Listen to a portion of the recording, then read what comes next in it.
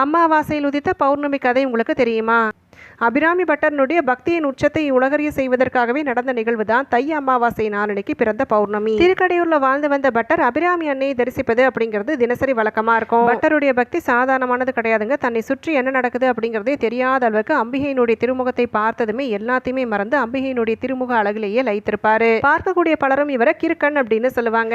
பட்டரின் பக்தியினுடைய உச்சம் உணரக்கூடிய நாளும் வருது. தஞ்சை ஆண்ட சரபோஜி மன்னர் ஒரு நாள் தற்செயலா இந்த கோவிலுக்கு வரும் பொழுது பட்டர் அபிராமி அன்னையினுடைய சந்நிதி முன்பாக அமர்ந்திருப்பாரு. யாருன்னு கேட்கும் பொழுது இவர் ஒரு கிறுக்கன் அப்படின்னு சொல்லி அங்க கூடியிருக்கவங்க சொல்லுவாங்க. ஆனாலும் மன்னருக்கு அந்த பேச்சுல நம்பிக்கை இல்லாததால அவரே நெருங்கி போய் பட்டர் கிட்ட இன்றைய நாளினுடைய திதி என்னன்னு கேட்கும் பொழுது பூரண பௌர்ணமின்னு சொல்லுவாரு. ஆனா அன்றைய தினம் தை அமாவாசையா இருக்கும். அப்ப இரவு பௌர்ணமி நிலவு வருமானு கேட்கும் பொழுது கண்டிப்பா வரும் அப்படின்னு சொல்லிடுவாரு. ஒருவேளை பௌர்ணமி நிலவு வரல அப்படின்னு சொன்னா உனக்கு மரண தண்டனை நிச்சயம் அப்படிங்கிறதையும் சொல்லிட்டு போயிடுவாரு. கொஞ்ச நேரத்துக்கு அப்புறமா தன்னை சுற்றி நடக்கக்கூடிய விஷயத்தை உணரக்கூடிய பட்டர் ஐயோ இன்னைக்கு அமாவாசையாச்சே, நான் பௌர்ணமின்னு சொல்லிட்டேனே அப்படின்னு சொல்லி யோசித்தபடியே அபிராமி அன்னை கிட்ட சரணடைவாங்க.